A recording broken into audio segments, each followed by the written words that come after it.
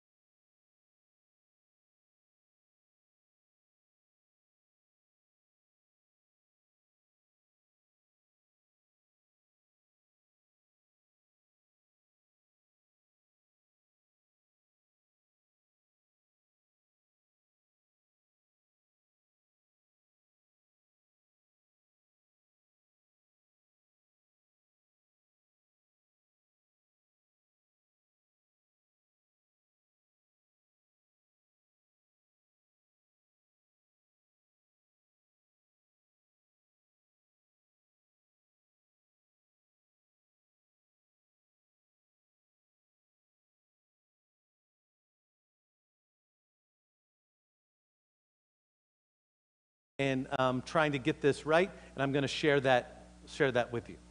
All right? So, here's the thing I know, is that if you want to know what so we believe that circles are better than rows.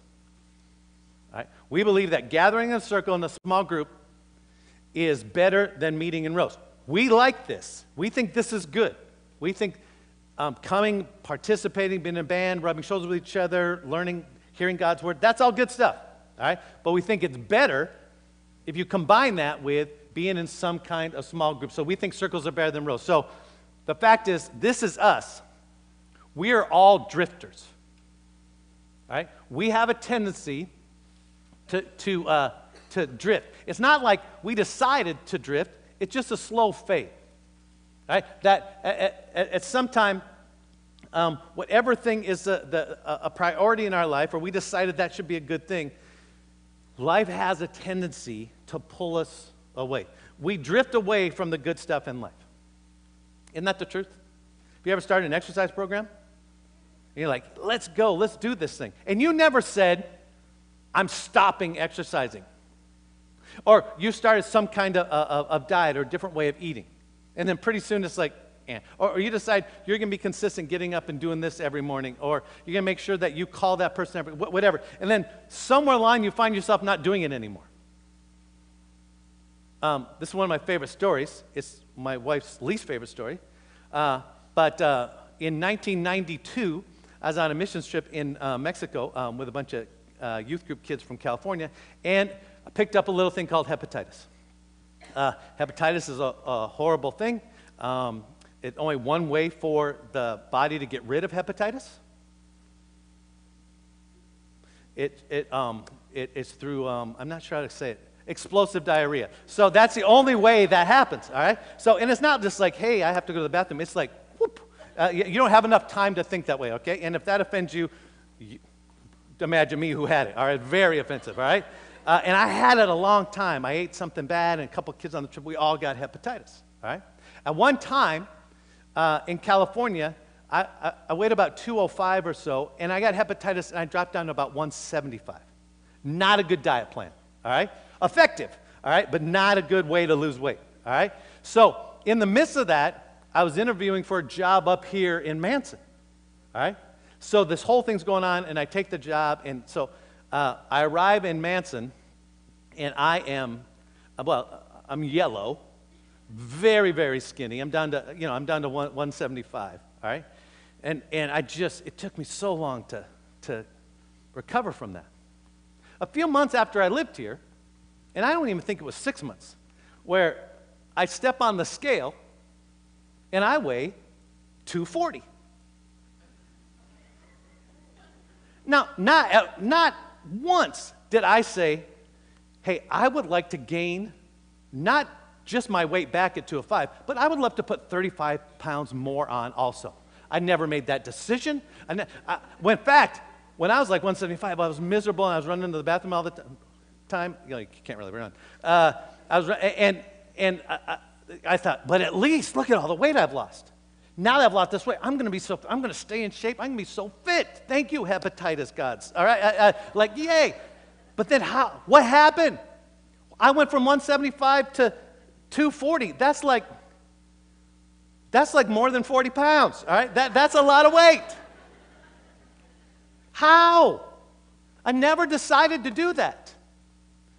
We drift away from the good stuff in life.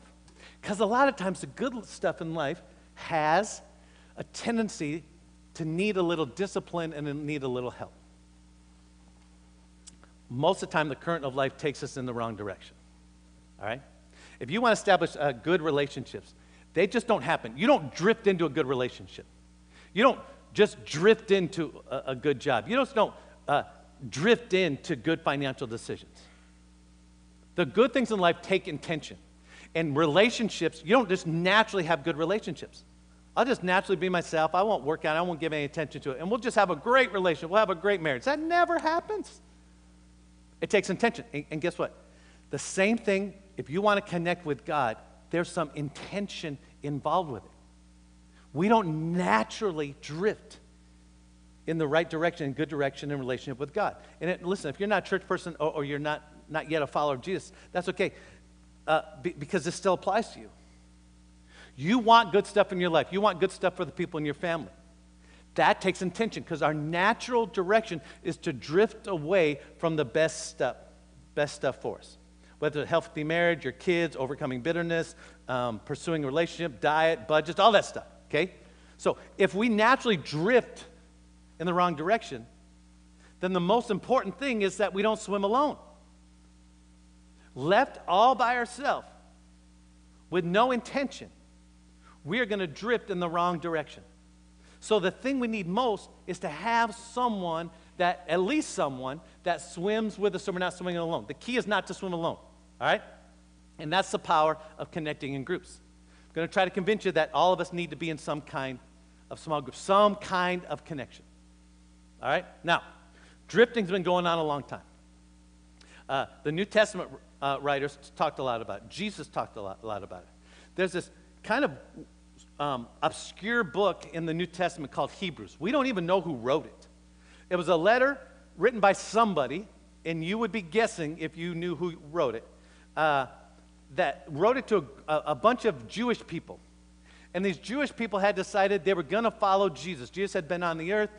He had done his thing. He had been crucified, rose again to prove he just wasn't some dude, and then he ascended in heaven, so he's coming back someday. Well, that message got out through the disciples and through the Apostle Paul. And so somebody sits down and says, you guys need to know these things, because they heard that this group of Hebrews was looking for something better than Jesus. And in their tendency to look for something better, like, I think we need to be more religious.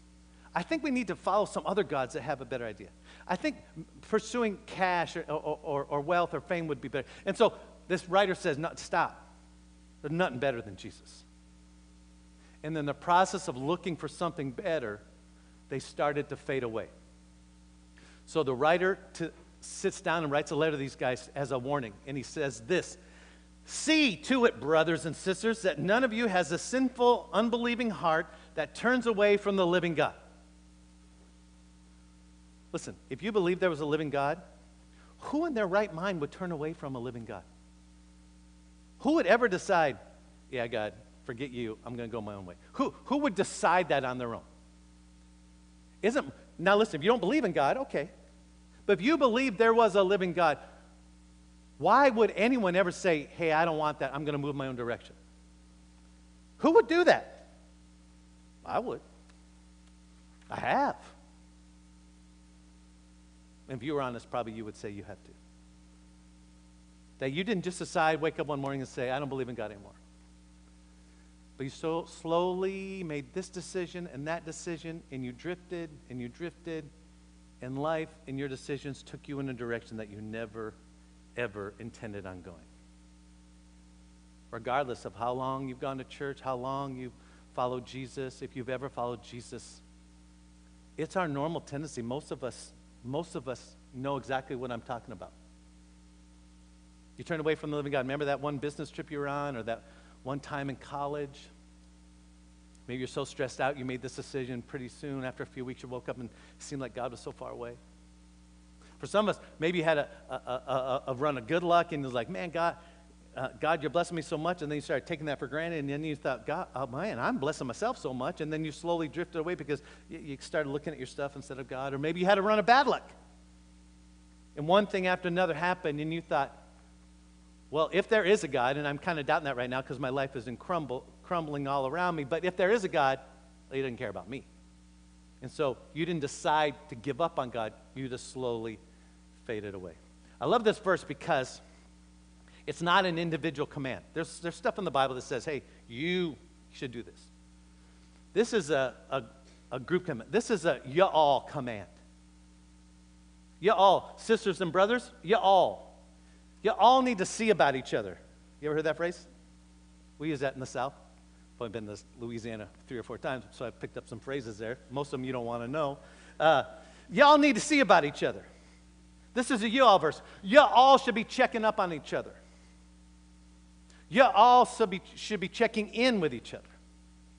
And the only way that happens, if you personally are involved with other people and you allow and give permission to someone to have access to your life. And you say, I don't want people to have access to your life. Okay. Then get a paddle and start paddling, because you're going to drift. You're going to drift in a direction you don't want to go.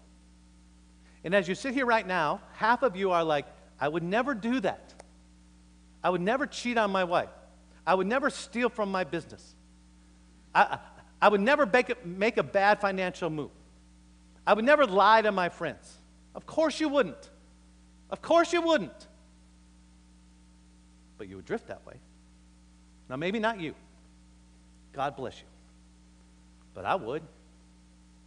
It's easy to drift. Listen, I'm not an expert in a lot of things.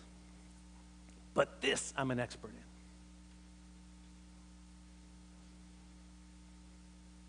In my own family, in my own friends, in my own life, I have seen what it looks like for people who care about God to one day wake up and say, oh, how did I get here? What happened? And in every single one of those situations, my own and others and people I care about, there's a sense of isolation, that they were living and working in an environment where no one else knew what was going around. I remember my dad sitting me down when we started RealLife, because I had just been a youth pastor, you know what I'm saying? Not a real pastor, just a youth pastor, and so I was going to be a big boy pastor. So my dad sat down, because he was a pastor a long time, and he just said, hey, listen, look out for these things. I remember my grandpa Austin, God bless him, God rest his soul. Remember, even when he couldn't even, his mind was still sharp, but he couldn't phrase sentences and get it all out. But he wanted to sit down with my dad and I and talk. And so we made a special time at breakfast when we just sat down. And he wanted me as a pastor to know, look out for these things. My dad and my grandpa at that time was seeing about me, was checking in on me. Well, I decided, with the help of some other very wise people, that when we started Real Life, the last thing I was going to do would be put myself in a position where I could fade away or drift away easily. So you say, Kyle, you're such a spiritual person. You're very Christ-like. Well, thank you. I really am. You can ask my wife and kids if you want to know more. No, that's not the reason. I'm scared to death. I don't want to wake up one day and have my marriage over, be isolated from my kids, stand in front of you guys, or worse yet, have someone from the elder board stand in front of you guys and say, Kyle's no longer with us because he did this. It's fear. Now, I know that's not good motivation, but sometimes that's how it starts. I don't want to drift. So when we started, we put some things in place. We started this thing called the PAT, the Pastor Accountability Team. So every month I meet with T.J. Rogers and Robbie Peoples, and we sit and we chat, and they know that their job is they have access to me to ask and check in whatever they want to check in about. And then if they sense anything weird, they have every right to say, are you sure you want to do that? Or how are you doing in this area? And then if it gets really weird, then they go to Brian Hendricks, who's currently the chairman of our elder board. And Brian checks in with them at least at the end of the year and say, hey, how we doing? So that the elder board is informed of the status of Kyle. Right? That has to be in place. Second, that I joined, almost reluctantly, I joined a small group on Thursday nights of guys, not because I even really want to or support, yay, real life groups. I was just like, okay, I'll do it. It's been life to me. Those guys in that group know that we all have access to each other. That if all we get done in a night is to say, what's been good this week, what's been bad, how can we pray for you? That's a lot. Because that leaves me so I'm not in isolation. My wife and I are in a couple small group that we've been in just for a year now. It's very great with us. There's not as direct vulnerability there, but to some degree there is, because you're questioned about where you're at in your relationship with your wife and what kind of husband you do. I need that kind of stuff. The fact that Darlene and I do Starting Point together on Sunday nights it is a good thing for us to do together too, so I don't stay isolated even from her. Then I have friends in my life. It's on a regular occurrence where I call up Ken Barnes and Dave Walters and say, hey, what are you guys doing? You want to hang out tonight? And they know that, Kyle's got some stuff. He's under stress or whatever. Let's just hang out. And they'll do the same. And we'll just go hang out. And then we don't burn any incense or, spank each other or whatever. It's just there's no snakes. It's just 2-3 guys getting together and being honest about where we're at, because I trust those guys. And I don't want to fade away from what's right in my life. And you think, Kyle, you're a pastor, you should be able to do it. I can't do it on my own. Neither can you. Neither can you. The drift always starts within. At some point, you have a doubt, you have a question, you have a desire. And it churns within you and you think, I think I'll walk over there and explore that. I'm not saying you shouldn't question, I'm not saying you shouldn't have doubts. I think I'll walk over and see what that is over there. And pretty soon you stay over there. If there's no one to say, hey, Kyle, I don't think you should be over there, then that's where you get in trouble. And nobody knows. Nobody knows what's going on, right? Because some of you are in the middle of it, nobody knows something. Nobody knows what you're looking at. Nobody knows who you're hanging out with. No one knows what you're talking about, right? Nobody knows. Somebody's going to know. I promise you. But nobody will know unless you give them access. And listen, access doesn't happen when you sit in a row in the pack on a Sunday morning. Access doesn't happen if you're sitting in a chair in the Commons at Brewster High School. Access only happens in a small group situation with 4, 5, 6, 10 people, or just 2 or 3 of you. A drifting heart doesn't show up in a row. You guys, to me, you guys all look so great. Even though we're not really a churchy place, you guys are so churchy looking. Look how perfect you are. I can look you in the eyes and there's nothing going on in your life, right? Everything's fine. You haven't said a mean word. You haven't had a bad thought. You guys are so great. We just take a picture and we'll freeze this moment of perfection. Of course not. But we'll never know that sitting here. I'll never know. No one else will ever know. So, last few minutes, let me give you the solution. Here it is. The writer of Hebrews says, hey, listen, you all need to be checking in with each other. You need to see about what's going on. Because it'd be horrible for someone to turn away from a living God. So here's what the writer continues to say. He says, but instead of turning away, but encourage one another. And encourage isn't like, it's not, the word used here isn't the way we use encourage. It's not like, hey, way to go, good game, good job, keep it up. It's so much more than that. Encourage is more powerful than that. It's appeal to, exhort, urge strongly, beg, implore. It is this, I'm begging you, please reconsider. Please make this a priority. I'm urging you, with everything I know and all my experience in the past, I'm telling you, there is a bridge out at the end of this road you're on, and you're going to go careening off of it, and there's going to be so much damage to you and collateral damage to everyone around you care about.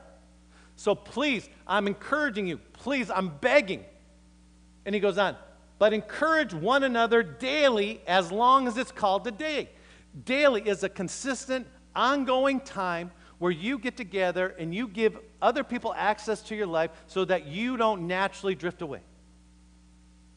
That there's somebody there that says, hey, wait a minute.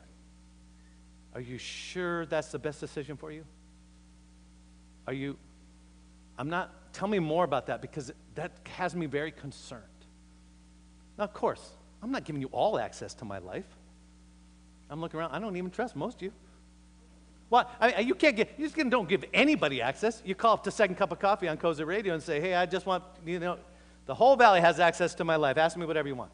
No one's going to do that. That's why you get 3 or 4 people you trust. And that may have to take time and build into that, but that's how that happens. All right? And here's why.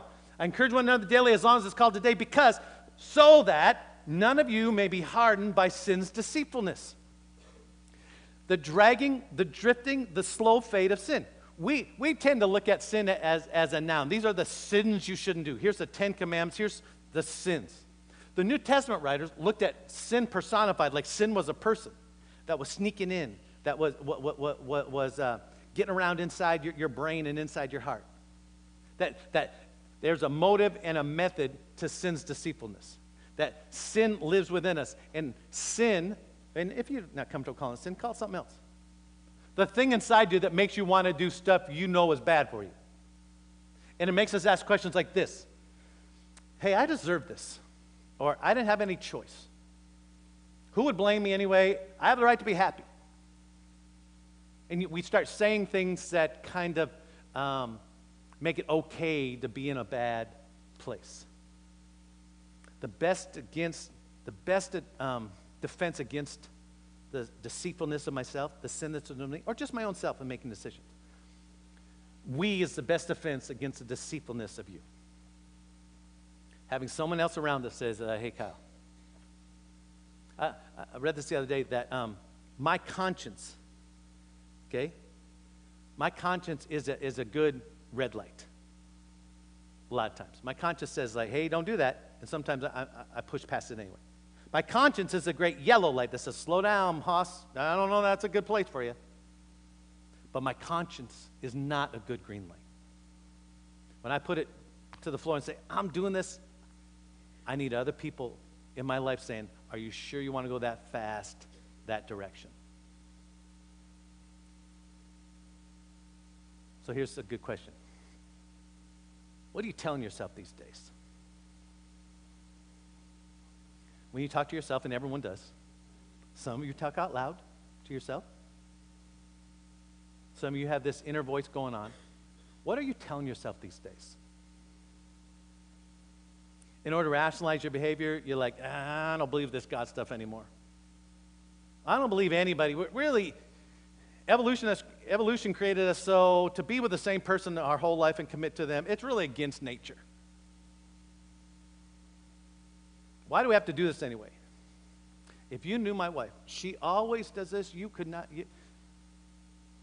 I think I'd be happier if I did this. What are you telling yourself? More importantly, what are you telling yourself these days that if you were to tell someone else, they might think you've lost your mind? Here's my experience. If there was one other voice in most of our lives at times, we would never have ended up in this disastrous place we never intended to be. I see it all the time. Many, many years ago, I had a buddy call me up and say, hey, Kyle, I want to meet with you. So I go meet with him for coffee. He's so excited. I've been married to the same woman for 30, 40 years, something like that.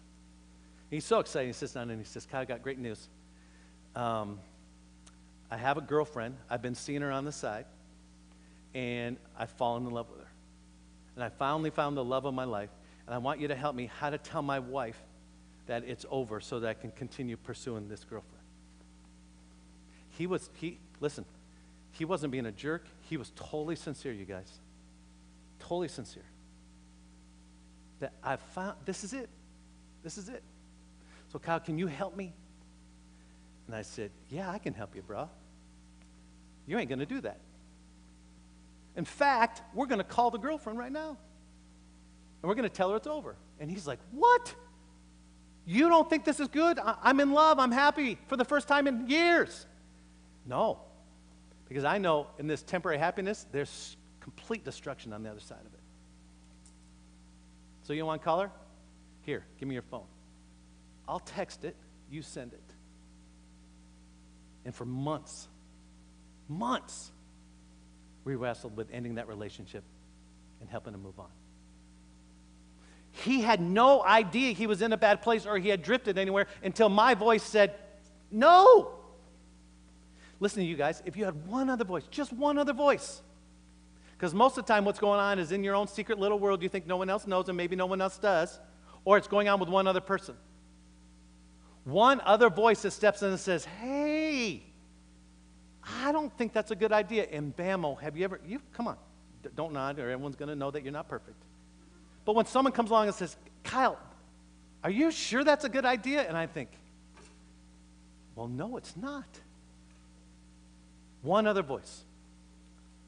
Listen, the drift begins within, so let someone in. If you're not ready for a small group, okay, then who's that person? Listen, if you don't intend to give up on the whole thing, then you better pay attention to the small stuff. If you don't intend to give up on your faith, then you better pay attention to the small little daily things. If you don't intend to give up on your marriage, then you better pay attention to the small stuff. If you don't intend to give up on your reputation, you better pay attention. If you don't intend to give up on your kids and their future, then you better pay attention to the little stuff. And you better have other people that have access to your life, because someone can see what you can't. There's so many times where we say, man, if I just would have seen that coming. I can't believe I ended up here. Why didn't I see that coming? Listen, when you ask that question, I guarantee you there was someone in your life that did see it coming. And they didn't have access to you. Because I can watch you all make decisions, and I can come up and say, don't do that. But you don't care what I think, because when I say that, you're going to say, don't judge me. Bald preacher boy, you don't know what you're talking about. Because you'll be defensive and angry at me, because you haven't given me access. We don't have a relationship that's like that. But if someone you've already given access to comes up and says, hey, remember we have this agreement. If we ever see anything or we'll say something. Just one other voice in your life. Listen, imagine the difference. Maybe some of you aren't old enough. Imagine the difference in your mom's life or your dad's life or your parents' life. How different life would have been if they had been in a small group of people who cared about them and said, hey, look out. Imagine the difference if there's someone in your kid's life along the way that they had given the access to that could say to your kid when they're not going to listen, if you got grade schoolers, maybe your kids are listening to you. If you got middle schoolers, they quit listening to you about 6 months ago. If you got high schoolers, they're not going to listen to you for a long time. You think, my kids are good, they're never going to do anything bad. Okay, but they're not listening to you. You are the last people they will listen to. You say, hey, I'm going to ask my wife to be my accountability partner. Well, you better get yourself a divorce lawyer too, because that doesn't work. That doesn't work. We'll just check in. We'll just be seeing about each other. Well, you'll be seeing about each other as you fight your way through your marriage. It's got to be somebody else. Our families are the last people we listen to when we need to listen to somebody. Imagine the difference. Imagine the difference in you. If you go back to that time in college, or just a few years ago, whenever that was, if you had somebody else in your life that would have said, hey, slow down. Wait a second here. We have these blue cards. Brewster, Chelan, we have blue cards we pass out. There's next steps on them. You can use the blue card to give us a prayer request. We pray for you guys every week. You can use the blue card to sign up for small groups, although we want to push you to the website. You use the blue card to give information back to me. But on the blue cards, there's these next steps. And I just want to go over them 3 in 2 minutes. First of all, next step number 1, everyone can do. Next step number 1, stay today. Just stick around. All I'm asking you is don't leave for your car and go right home right now. And you're like, hey, I'm going to do what the pastor says. I actually did a next step. I'm staying. Yeah, just stay for 15 minutes. I'm commanding you to stay and have a donut. All right? Just stick around. 2, join a real-life group this fall. Now, that's a bigger step, isn't it? There's all kinds of groups that you can join. If you say, I don't know that I want to join. I've never done it before. Okay, then maybe there's a couple people around you that you can just get together on a weekly, regular basis. And maybe check in with Graham so he can check in with you. Maybe you want to form your own little small accountability group. Maybe there's just 2 or 3 of you. Okay, that's a good place to start. Or maybe you've been in a small group before and it was a bad experience, right? Like, I was in a small group and there was a jerk in there. Well, I apologize. Listen, if you had a bad experience in a small group, if you go out to dinner, all right, and you have a bad meal, right? You go to a restaurant, you have a bad meal. What do you say? I'm never going to any restaurant ever again? You may not go back to that restaurant or order that meal. Just because you had a bad small group experience doesn't mean all small groups are bad, all right? So, put on your big boy pants and jump in again. Listen, for the sake of you and your family, you got to attempt, you got to risk a little bit and step over this line that says, okay, to prevent drift, the destruction of drift in my life, I'm going to do something. And finally, invite someone to join you on this adventure. We're going to hit this for the rest of the year. Many of you have shown up in Chelan and Brewster and said, this is kind of a cool place to be. I kind of get something out of it. Would you invite someone to be part of it with you then? You don't have to invite them to commit to anything. Just say, hey, I'll pick you up, or why don't you meet me at church, or I'll buy you coffee right outside of church. It's free. Would you invite, if you found any encouragement from being here, would you invite someone else to participate with you? I know that there's been times where you had to put a seatbelt on this morning and say, Kyle, relax a little bit. But I have the bittersweet job of sitting with people who are broken by their own decisions and need help.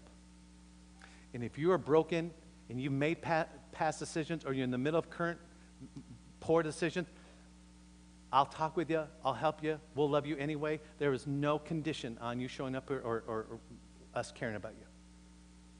But I would rather you avoid the pain of those decisions by getting in a situation, in a group of a small group, 2 or 3, or a larger group of a real life group, so that you can prevent that destruction.